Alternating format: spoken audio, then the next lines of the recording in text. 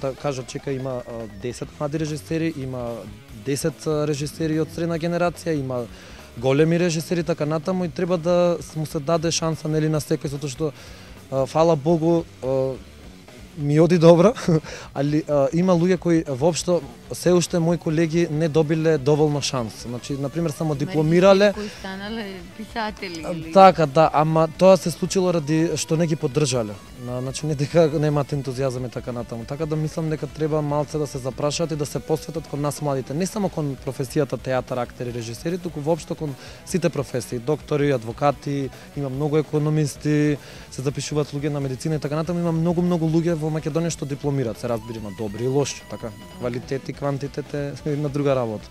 И порано во Југославија сите имаа работа. Значи Македонија е релативно млада земја, 18 години, и дури сега мислам дека се освестува Македонија кај се наоѓа, значи, нели? Разликата на генерациите и разликата на родителите со децата нас, нели? Морам да се задржам на оваа тема, имам да кажам. Значи, моментално возрастните луѓе во Македонија се едуцирани, воспитувани и живееле младоста во едно многу убаво време. И тие се научени малку поинаку, имале све.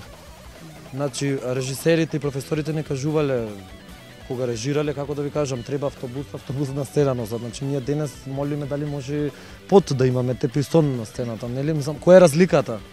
И никако не, значи никогаш не го доживеале што јас и ти и колегата што снима, никогаш по старите генерации не го сетиле на своја кожа тој проблем. И тука е недоразбирањето, пошто два различни системи, нели? Други општествени прилики, и тука мислам дека треба убаво да се запрашаат и да ни помогнат на цела младина во Македонија, нели? Мислиш дека има шанса да се извлечеме од тој полупериод негде измеѓу старо и ново време? Колку владе професионализам, а не пријатели, значи да не се меша пријателството и политиката во професиите, без разлика дали е државен или приватна институција. Политиката многу се меша во театарот? Па јас не бев запознаен со политика до моментот кога не дипломирав да дојдам да го правам испити. Тоа сватив колку има политика, не знам, овој директор од оваа политичка партија, овој директор од другата, знаеш, и тоа веројатно не може да се избегне. Али тоа не значи дека треба да се водат така работите, нели? Значи, мене ме интересира уметност, јас сум уметник, љубов, а не сум нити администратор, нити сум политичар, нити политиколог, не сум ништо од тоа. Мене ме интересира тоа денес што го гледавте, нели? На граѓаните, на публиката да споделуваме убави работи. Театарот може да привлече публика само ако се прават, не знам, јас се повеќе верувам во големи работи. Не знам како да големи работи. Верувам во премногу мукни работи, дека само нешто што е најголемо може да ги отргне од таквите работи.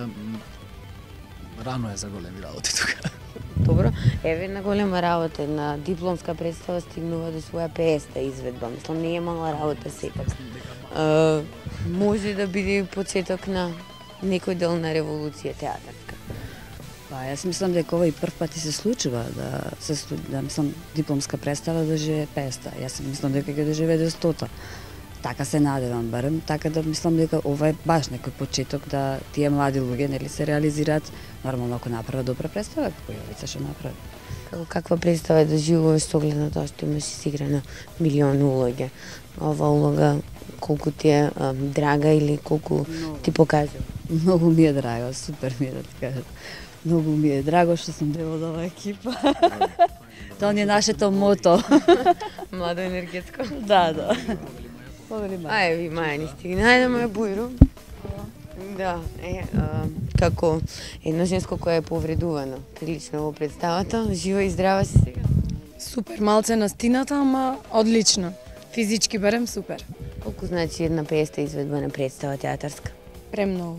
Барем мене, како нели млада сила и нова енергија во театарот, ми е прва песка, ми е многу драга, ќе памтам дури сум жива. Се надевам дека ќе имам уште многу пески, ама како ете за едно првенче ми значи премногу заради тоа што ми е многу драга представа пред се.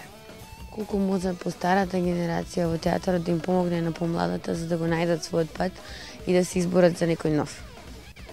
Па може, нормално, ако не се надеваме на помош од старата генерација, нели тие виделе многу пред нас, и представи, и театар, и култура, така да не можеме да мислиме дека светот почнува од нас и сега. Меѓутоа, нормално е дека пак треба да ни го отстапат нашиот простор, заради тоа што секоја генерација си носи едно свој глас, свој права, свој нешто, така да тие се тука да ни помогнат, а ние сме тука да прифаќаме и да одиме напред. Па дека за 50, дека праша за 50-та представа, да, за мене 50-та представа значи на некој начин точка на еден циклус.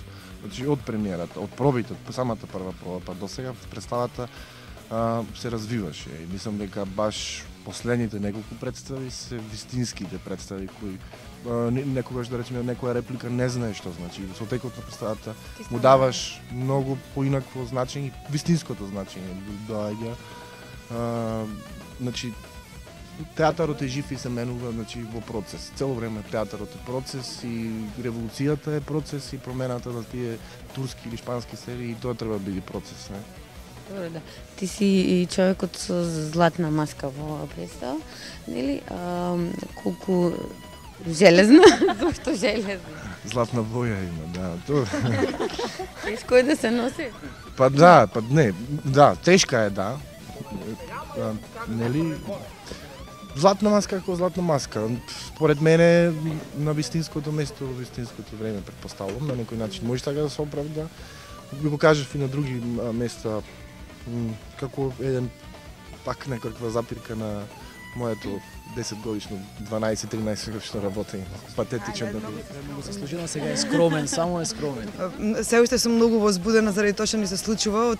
Сега некој поминувајќи низ гардеробите не рече дека создавам историја. И тоа се уште не може. Еволуција од првиот пат кога игравте до сега, представата ли си на нешто сосем друго, сосем поневобитно? Ние пораснавме заедно со представата, поминаа 4 години, ние сме други луѓе, ама не сакаме помалку и не мразиме помалку, напротив сакаме повеќе, имаме повеќе гнев и не знам дали треба да оди така по тој редослед, ама јас им благодарам на моите колеги што ми овозможија да видам таа што сум, како што ти викаш, нели, не знам, Светица, што сум дел од оваа екипа и што еве, како што рече еден наш друг колега кој ќе помина, создавам историја. Тоа е една од побитните работи и некогаш кога ќе помини еден поголем временски период, некој од нашите помлади колеги ќе речи па сакам да бидам дел од таа историја која ќе создавале тие луѓе, и тоа многу повеќе ми значи од тоа дали вечерва била добра представата и дали јас конкретно сум била добра во мојата роља. Просто е според вас е добра представа и каде сакате театарот да оди понатаму, во која насока сакате да се развива? Според мене добра представа е само страстна представа. Значи, колку страст, значи и да не е добра представа технички или текстот или режисерски или било што да фали во представата, ако има доволно страст во луѓето, така ќе биде добра и ќе остане тоа се памети. Може да биде совршена представа технички, ако нема страст, нема ништо. Представа во која што актерите уживаат да играат, тоа е добра представа.